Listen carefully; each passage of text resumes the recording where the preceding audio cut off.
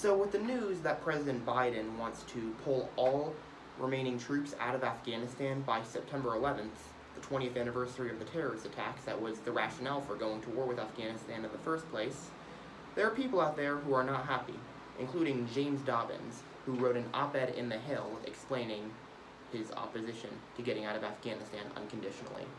There are several parts of this op-ed that I want to highlight. One here, he explains the reputational damage that could be incurred by abandoning a partner in the midst of a fight. Another consideration unaddressed by the president is the moral obligation Americans may feel toward the millions of Afghans who have, with U.S. encouragement, set about building a freer and more modern society. I just got to read these last two paragraphs because they just sum up everything right here perfectly.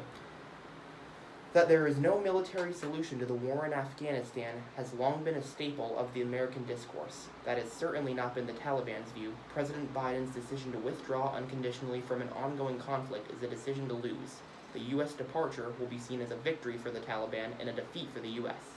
The result will be a blow to American credibility, the weakening of deterrence, and the value of American reassurance elsewhere, an increased terrorist threat emanating from the Afghan region, and the distinct possibility of a necessary return there one day under worse conditions. Okay, first things first. This guy, James Dobbins, he is a senior fellow with the nonprofit, nonpartisan RAND Corporation. That's what it says right there. Yeah, this RAND Corporation. The one that took $147.1 million from military agencies in the U.S. government. That is over 42% of their entire funding for fiscal year 2020. Yeah, I don't see any conflict of interest here. And let's just go over here. Let's just go over some of the arguments they make here. The U.S. departure will be seen as a victory for the Taliban and a defeat for the U.S. Buddy, the government has been lying about this war for years, and they know that deep inside there is no path to victory. They know it's an unwinnable war.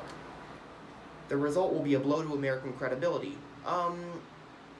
You're several years too late for that. Yeah, just way too late for that. I mean, when we bomb hospitals in Afghanistan, I think you're a little late to blow American credibility. But that's just me. The weakening of deterrence and the value of American reassurance elsewhere. Oh yeah, because we definitely care about human lives, which is why we just do drone strikes galore, and we of course bomb hospitals, and we do drone strikes that are considered war crimes by Amnesty International. I know I just showed you, but it bears repeating. An increased terrorist threat emanating from the Afghan region and the distinct possibility of a necessary return there one day under worse conditions. Yeah, because, it's not like we are aiding terrorists and anything. It's not like we give arms deals to Saudi Arabia, which is committing a genocide in Yemen. It's only now it looks like we might actually see somewhat of an end to that. And, it's not like Obama armed Syrian rebels, which in turn were able to give their money, or give their weapons, to ISIS. So it's not like we're enabling terrorists, even indirectly. Oh, and it's also not like, our invasion of Iraq gave rise to ISIS because we invaded a country that didn't attack us and overthrew their leader. No, that has nothing to do with it. No, just we care so much about stopping terrorism, which is why we aid them. The nerve of some of these people, man. And, final point, it's debatable as to whether or not Biden is even going to do a full withdrawal from Afghanistan. I mean, yes, there are intelligence agencies who are saying, oh, well, this is going to just collapse the entire, CIA intelligence network that we built up here over the last 2 decades. But at the same time, there have been articles, I think either in the New York Times or Washington Post, that say he's probably going to keep Pentagon contractors and intelligence operatives there instead of a full withdrawal. So in other words, he's going to withdraw all combat troops, but he's going to keep other troops there. So it's not even a full withdrawal.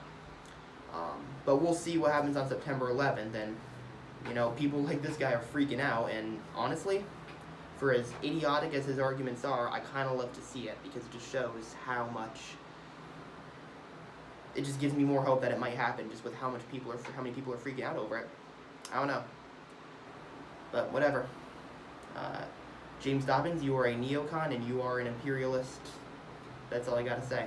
I mean, this article pretty much proves that.